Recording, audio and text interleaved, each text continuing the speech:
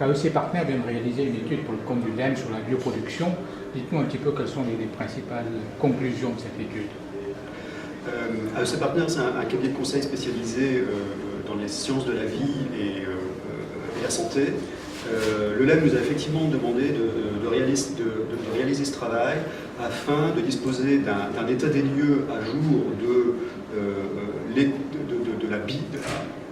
la plateforme de bioproduction existant en France, de connaître ses capacités, ses compétences, et également pour pouvoir en faire la promotion sur le territoire national et à l'international, où se trouvent beaucoup de donneurs d'ordre, et également pour faciliter la mise en relation entre ces différents acteurs.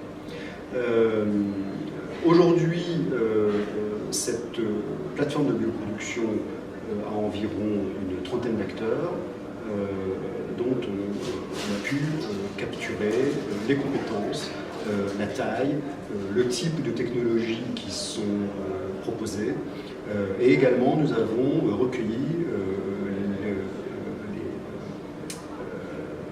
les projets d'extension et d'investissement de ces différents acteurs en termes de création de sites ou de création de nouvelles unités de production.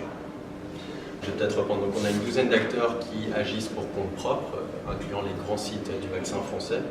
On a aussi des acteurs qui agissent pour compte de tiers, avec une vraie coloration thérapie génique, thérapie cellulaire et vecteurs viraux.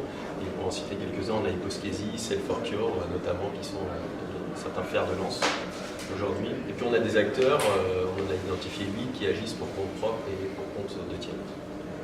Ces 32 sites identifiés représentent en termes d'emploi près de 8500 personnes en France, 7900 environ pour tout ce qui est la partie vraiment principe biologique actif.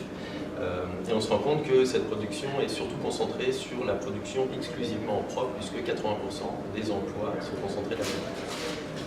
Et puis c'est encore plus marqué sur la production en propre exclusivement pour le vaccin, puisqu'on a 60% des emplois qui sont concentrés sur 4 sites, dont 3 sites Sanofi Pasteur et ici de Merial sur du vaccin vétérinaire. Ce qui fait finalement apparaître que seulement 400 emplois aujourd'hui en France sont exclusivement dédiés à la production pour des tiers. Et on peut monter à un peu plus de 1500 si on inclut les sites mixtes. Ce qui correspond en fait à l'offre de bioproduction française aujourd'hui. Alors, ce qui est intéressant de noter également, c'est que sur les 30 sites qui ont été recensés, seulement 3 appartiennent à des groupes d'origine internationale.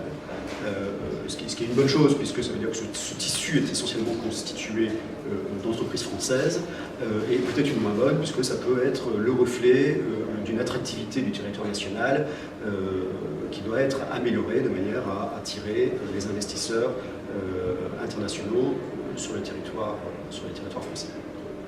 Et puis maintenant, si on s'intéresse au type de substances biologiques qui sont produites aujourd'hui en France, on se rend compte que l'expertise est assez large, que ce soit sur tout ce qui est technologie assez mature d'un point de vue commercial, bien établi commercialement à l'international. Je pense aux protéines recombinantes, les anticorps, les vaccins notamment, l'extraction protéique, mais aussi sur des thérapies plus innovantes avec peu de produits encore qui sont commercialisés, tels que les thérapies cellulaires, géniques et les vecteurs viraux. Néanmoins, cette expertise n'est pas, est dépendante du type d'acteur. Et on va retrouver des gros acteurs, des sites avec beaucoup d'employés qui sont très concentrés sur des thérapies qu'on qualifie de matures ici. Et puis cette expertise sur tout ce qui est innovant qui est portée par des sites qui ont moins d'employés, qui est encore assez émergente. Et donc on a cette, quelque part, dichotomie entre des grands groupes qui produisent pour eux-mêmes sur des technologies matures et des petits groupes prestataires sur des technologies plus innovantes. C'est plus des PME, TPE. Absolument, absolument. C'est la nature même des prestataires, généralement des entreprises de taille modeste ou peut-être déjà un petit peu développée, mais en tout cas d'un ordre de grandeur très différent des grands groupes historiques, notamment dans l'industrie du vaccin, qui ont des sites de plusieurs milliers de personnes et qui constituent l'essentiel des emplois en bioproduction.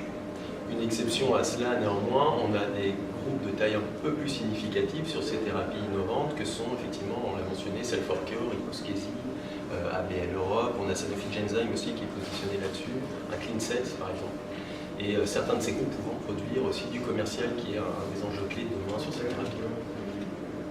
Comment ces petits groupes font face à leurs besoins d'investissement? Parce que ce sont des productions qui nécessitent des investissements considérables.